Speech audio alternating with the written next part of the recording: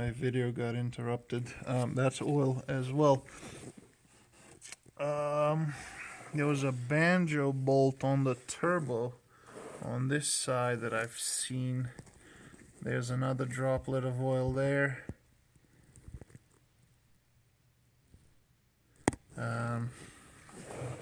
This red goop is from the engine mounts. Obviously they've gone bad and leaked all their hydraulic fluid. That's what that redness residue is. There's another one on this side. There really isn't any room here to see anything. There's some more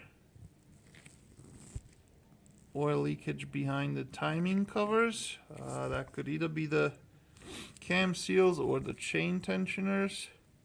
On the driver's side, the chain tensioner is on the in the front.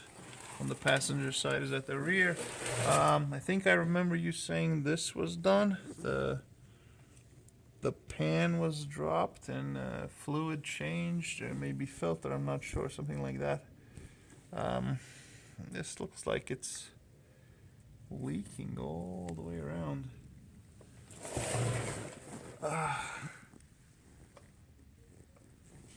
Looks like on this side is leaking quite a bit. All the bolts are clean versus those ones, and they actually look like they haven't been taken out anytime soon, so maybe I'm thinking of the wrong car. There's the center diff there. That one's been crying for a long time. I don't think there's something that it's not leaking. The axles are starting to show wear on the boots and grease starting to fling out. Also on the inside boots, there's that brown thing, that's grease. Same thing in here on this side. And this one looks better. Is dry rotting, but it's not leaking yet, so there's the cracks in it. I think a lot of this, there's a little bit of grease right there. I wouldn't worry about that.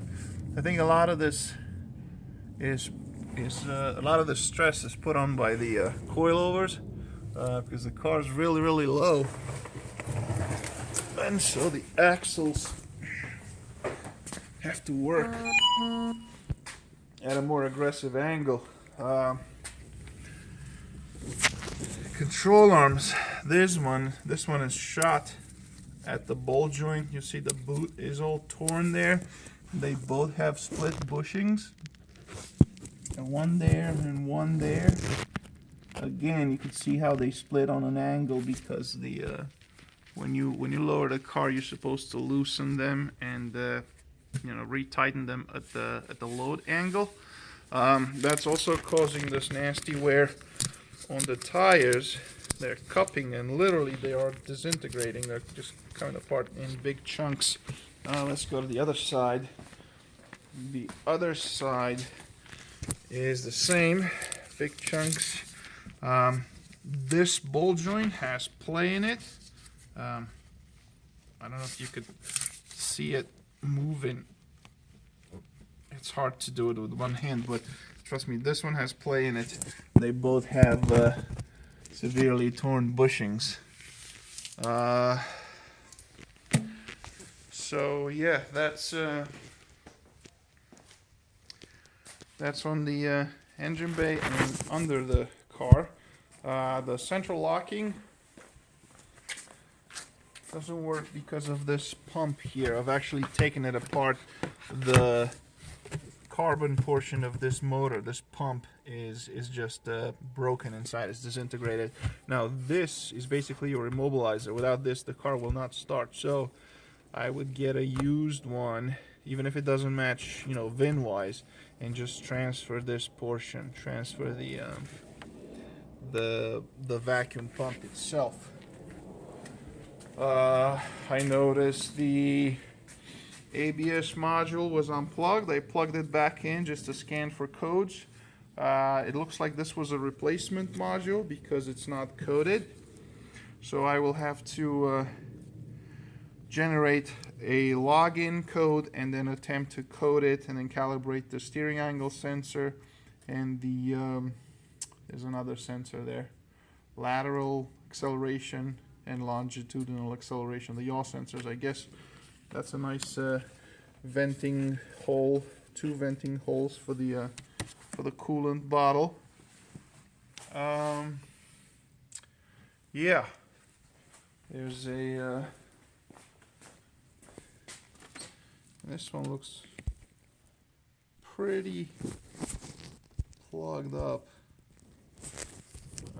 It's hard to pick it up on camera. There's also a cabin filter over here.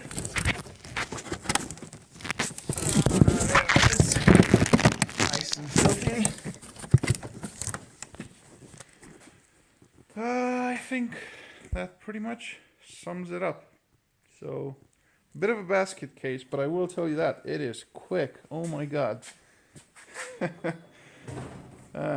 Very, very fun car. The torque converter clutch code was on. I reset it, and I'm gonna take it for a road test again and see if it comes back. Chances are it will, but we'll see. I think I have one of those cup holders. I'll have to look for a spare. The airbag light is on because of these seats. They've been reupholstered, and both of them have or are supposed to have a side airbag, and I don't know whether that's been deployed or it's missing altogether. Both seats are triggering faults for those airbags. I think that is it.